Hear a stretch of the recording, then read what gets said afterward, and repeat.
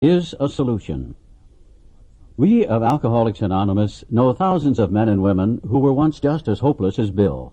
Nearly all have recovered. They have solved the drink problem. We are average Americans. All sections of this country and many of its occupations are represented, as well as many political, economic, social, and religious backgrounds. We are people who normally would not mix. But there exists among us a fellowship, a friendliness, and an understanding which is indescribably wonderful. We are like the passengers of a great liner the moment after rescue from shipwreck, when camaraderie, joyousness, and democracy pervade the vessel from steerage to the captain's table. Unlike the feelings of the ship's passengers, however, our joy in escape from disaster does not subside as we go our individual ways. The feeling of having shared in a common peril is one element in the powerful cement which binds us, but that in itself would never have held us together as we are now joined. The tremendous fact for every one of us is that we have discovered a common solution. We have a way out on which we can absolutely agree and upon which we can join in brotherly and harmonious action. This is the great news this book carries to those who suffer from alcoholism. An illness of this sort, and we have come to believe it an illness, involves those about us in a way no other human sickness can. If a person has cancer, all are sorry for him, and no one is angry or hurt, but not so with the alcoholic illness, for with it there goes annihilation of all things worthwhile in life. It engulfs all whose lives touch the sufferers. It brings misunderstanding, fierce resentment, financial insecurity, disgusted friends and employers, warped lives of blameless children, sad wives and parents. Anyone can increase the list. We hope this volume will inform and comfort those who are or who may be affected. There are many. Highly competent psychiatrists who have dealt with us have found it sometimes impossible to persuade an alcoholic to discuss his situation without reserve. Strangely enough, wives, parents, and intimate friends usually find us even more unapproachable than do the psychiatrist and the doctor. But the ex-problem drinker who has found the solution, who is properly armed with facts about himself, can generally win the entire confidence of another alcoholic in a few hours. Until such an understanding is reached, little or nothing can be accomplished. That the man who is making the approach has had the same difficulty, that he obviously knows what he's talking about, that his whole deportment shouts at the new prospect that he is a man with a real answer, that he has no attitude of holier than thou, nothing whatever, except the sincere desire to be helpful, that there are no fees to pay, no axes to grind, no people to please, no lectures to be endured. These are the conditions we have found most effective. After such an approach, many take up their beds and walk again. None of us makes a sole vocation of this work, nor do we think its effectiveness would be increased if we did. We feel that elimination of our drinking is but a beginning. A much more important demonstration of our principles lies before us in our respective homes, occupations, and affairs. All of us spend much of our spare time in the sort of effort which we are going to describe. A few are fortunate enough to be so situated that they can give nearly all their time to the work. If we keep on the way we're going, there's little doubt that much good will result, but the surface of the problem would hardly be scratched. Those of us who live in large cities are overcome by the reflection that close by, hundreds are dropping into oblivion every day. Many could recover if they had the opportunity we have enjoyed. How, then, shall we present that which has been so freely given to us? We have concluded to publish an anonymous volume, setting forth the problem as we see it. We shall bring to the task our combined experience and knowledge. This should suggest a useful program for anyone concerned with a drinking problem. Of necessity, there will have to be discussion of matters medical, psychiatric, social, and religious. We are aware that these matters are, from their very nature, controversial. Nothing would please us so much as to write a book which would contain no basis for contention or argument. We should do our utmost to achieve that ideal. Most of us sense that real tolerance of other people's shortcomings and viewpoints and respect for their opinions are attitudes which make us more useful to others. Our very lives as ex-problem drinkers depend upon our constant thought of others and how we may help meet their needs. You may already have asked yourself why it is that all of us become so very ill from drinking. Doubtless you are curious to discover how and why, in the face of expert opinion to the contrary, we have recovered from a hopeless condition of mind and body. If you are an alcoholic who wants to get over it, you may already be asking, what do I have to do? It is the purpose of this book to answer such questions specifically. We shall tell you what we have done. Before going into a detailed discussion, it may be well to summarize some points as we see them. How many times people have said to us, I can take it or leave it alone. Why can't he? Why don't you drink like a gentleman or quit? That fellow can't handle his liquor. Why don't you try beer and wine? Lay off the hard stuff. His willpower must be weak. He could stop if he wanted to. She's such a sweet girl, I should think he'd stop for her sake. The doctor told him that if he ever drank again it would kill him, but there he is, all lit up again. Now, these are commonplace observations on drinkers which we hear all the time. Back of them is a world of ignorance and misunderstanding. We see that these expressions refer to people whose reactions are very different from ours. Moderate drinkers have little trouble in giving up liquor entirely if they have good reason for it. They can take it or leave it alone. Then we have a certain type of hard drinker. He may have the habit badly enough to gradually impair him physically and mentally. It may cause him to die a few years before his time. If a sufficiently strong reason, ill health, falling in love, change of environment, or the warning of a doctor becomes operative, this man can also stop or moderate, although he may find it difficult and troublesome and may even need medical attention. But what about the real alcoholic? He may start off as a moderate drinker. He may or may not become a continuous hard drinker, but at some stage of his drinking career, he begins to lose all control of his liquor consumption once he starts to drink. Here's the fellow who's been puzzling you, especially in his lack of control. He does absurd, incredible, tragic things while drinking. He's a real Dr. Jekyll and Mr. Hyde. He is seldom mildly intoxicated. He is always more or less insanely drunk. His disposition while drinking resembles his normal nature but little.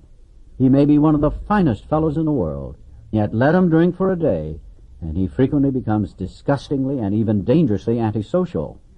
He has a positive genius for getting tight at exactly the wrong moment, particularly when some important decision must be made or engagement kept. He is often perfectly sensible and well-balanced concerning everything except liquor, but in that respect he is incredibly dishonest and selfish. He often possesses special abilities, skills, and aptitudes, and has a promising career ahead of him. He uses his gifts to build up a bright outlook for his family and himself, and then pulls the structure down on his head by a senseless series of sprees. He is the fellow who goes to bed so intoxicated he ought to sleep the clock around. Yet early next morning he searches madly for the bottle he misplaced the night before. If he can afford it, he may have liquor concealed all over the house to be certain no one gets his entire supply away from him to throw down the waste pipe. As matters go worse, he begins to use a combination of high-powered sedative and liquor to quiet his nerves so he can go to work. Then comes a day when he simply cannot make it and gets drunk all over again. Perhaps he goes to a doctor who gives him morphine or some sedative with which to taper off. Then he begins to appear at hospitals and sanitariums. This is by no means a comprehensive picture of the true alcoholic, as our behavior patterns vary, but this description should identify him roughly. Why does he behave like this? If hundreds of experiences have shown him that one drink means another debacle, with all its attendant suffering and humiliation, why is it he takes that one drink? Why can't he stay on the water wagon? What has become of the common sense and willpower that he still sometimes displays with respect to other matters? Perhaps there never will be a full answer to these questions. Opinions vary considerably as to why the alcoholic reacts differently from normal people. We are not sure why, once a certain point is reached, little can be done for him. We cannot answer the riddle. We know that while the alcoholic keeps away from drink, as he may do for months or years, he reacts much like other men. We are equally positive that once he takes any alcohol whatever into his system, something happens, both in the bodily and mental sense, which makes it virtually impossible for him to stop. The experience of any alcoholic will abundantly confirm this. These observations would be academic and pointless if our friend never took the first drink, thereby setting the terrible cycle in motion. Therefore, the main problem of the alcoholic centers in his mind rather than in his body. If you ask him why he started on that last bender, the chances are he will offer you any one of 100 alibis. Sometimes these excuses have a certain plausibility, but none of them really make sense in the light of the havoc an alcoholic's drinking bout creates. They sound like the philosophy of the man who, having a headache, beats himself on the head with a hammer so that he can't feel the ache. If you draw this fallacious reasoning to the attention of an alcoholic, he'll laugh it off or become irritated and refuse to talk. Once in a while, he may tell the truth. And the truth, strange to say, is usually that he has no more idea why he took that first drink than you have. Some drinkers have excuses with which they are satisfied part of the time, but in their hearts they really do not know why they do it. Once this malady has a real hold, they are a battle lot. There is the obsession that somehow, someday, they will beat the game, but they often suspect they are down for the count. How true this is, few realize. In a vague way, their families and friends sense that these drinkers are abnormal, but everybody hopefully awaits the day when the sufferer will rouse himself from his lethargy and assert his power of will. The tragic truth is that if the man be a real alcoholic, the happy day may not arrive. He has lost control. At a certain point in the drinking of every alcoholic, he passes into a state where the most powerful desire to stop drinking is of absolutely no avail. This tragic situation has already arrived in practically every case long before it is suspected. The fact is that most alcoholics, for reasons yet obscure, have lost the power of choice in drink. Our so-called willpower becomes practically non-existent. We are unable at certain times to bring into our consciousness with sufficient force the memory of the suffering and humiliation of even a week or a month ago. We are without defense against the first drink. The almost certain consequences that follow taking even a glass of beer do not crowd into the mind to deter us. If these thoughts occur, they are hazy and readily supplanted with the old threadbare idea that this time we shall handle ourselves like other people. There is a complete failure of the kind of defense that keeps one from putting his hand on a hot stove. The alcoholic may say to himself in the most casual way, "It won't burn me this time, so here's how." Or perhaps he doesn't think at all. How often have some of us begun to drink in this nonchalant way, and after the third or fourth, pounded on the bar and said to ourselves, "For God's sake, how did I ever get started again?" Only to have that thought supplanted by, "Well, I'll stop with the sixth drink," or "What's the use anyhow?" When this sort of thinking is fully established in an individual with alcoholic tendencies, he has probably placed himself beyond human aid, and unless locked up, may die or go permanently insane. These stark and ugly facts have been confirmed by legions of alcoholics throughout history. But for the grace of God, there would have been thousands more convincing demonstrations. So many want to stop, but cannot. There is a solution. Almost none of us like the self-searching, the leveling of our pride, the confession of shortcomings, which the process requires for its successful consummation. But we saw that it really worked in others, and we had come to believe in the hopelessness and futility of life as we had been living it. When, therefore, we were approached by those in whom the problem had been solved, there was nothing left for us but to pick up the simple kit of spiritual tools laid at our feet. We have found much of heaven, and we have been rocketed into a fourth dimension of existence of which we had not even dreamed. The great fact is just this, and nothing less, that we have had deep and effective spiritual experiences which have revolutionized our whole attitude toward life, toward our fellows, and toward God's universe. The central fact of our lives today is the absolute certainty that our Creator has entered into our hearts and lives in a way which is indeed miraculous. He has commenced to accomplish those things for us which we could never do by ourselves. If you are as seriously alcoholic as we were, we believe there is no middle-of-the-road solution. We were in a position where life was becoming impossible, and if we had passed into the region from which there is no return through human aid, we had but two alternatives.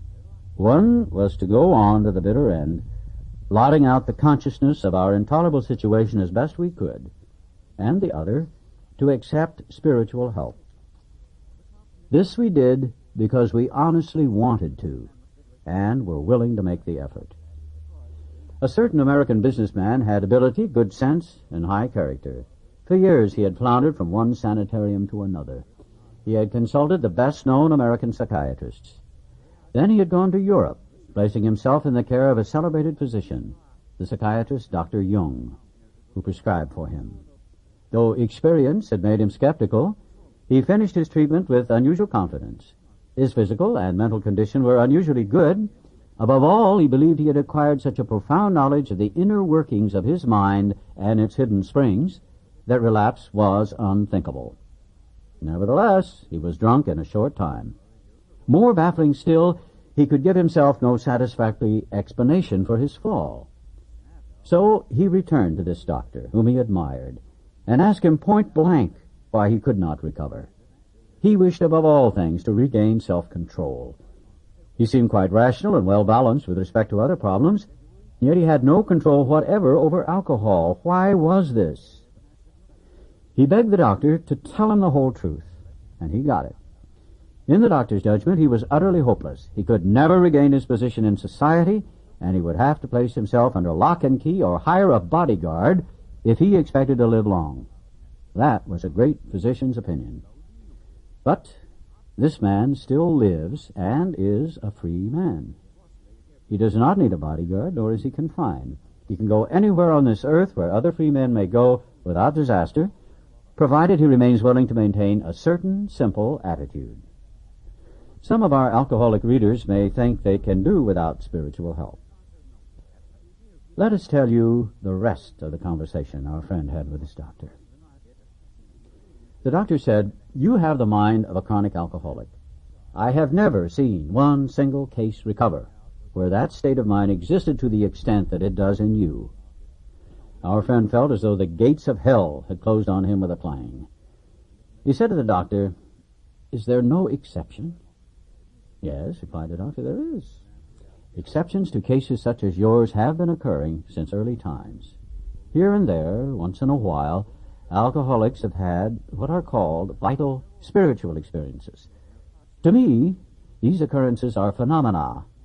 They appear to be in the nature of huge emotional displacements and rearrangements. Ideas, emotions, and attitudes, which were once the guiding forces of the lives of these men, are suddenly cast to one side, and a completely new set of conceptions and motives begin to dominate them.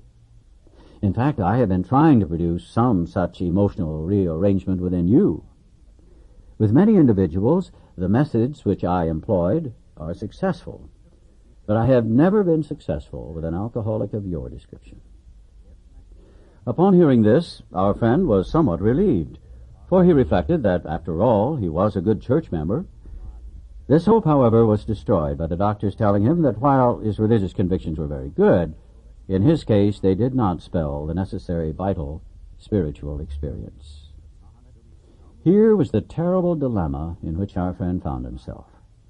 When he had the extraordinary experience which, as we have already told you, made him a free man. We, in our turn, sought the same escape with all the desperation of drowning men. What seemed at first a flimsy reed has proved to be the loving and powerful hand of God. A new life has been given us, or, if you prefer, a design for living that really works. The distinguished American psychologist William James, in his book Varieties of Religious Experience, indicates a multitude of ways in which men have discovered God. We have no desire to convince anyone that there is only one way by which faith can be acquired. If what we have learned and felt and seen means anything at all, it means that all of us, whatever our race, creed, or color, are the children of a living Creator with whom we may form a relationship upon simple and understandable terms as soon as we are willing and honest enough to try. Those having religious affiliations will find here nothing disturbing to their beliefs or ceremonies. There is no friction among us over such matters. We think it no concern of ours what religious bodies our members identify themselves with as individuals. This should be an entirely personal affair, which each one decides for himself in the light of past associations or his present choice.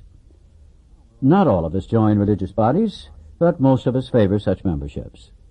In the following chapter, there appears an explanation of alcoholism as we understand it, then a chapter addressed to the agnostic. Many who once were in this class are now among our members. Surprisingly enough, we find such convictions no great obstacles to a spiritual experience. Further on, clear-cut directions are given showing how we recovered. These are followed by 42 personal experiences. Each individual in the personal stories describes in his own language and from his own point of view the way he established his relationship with God.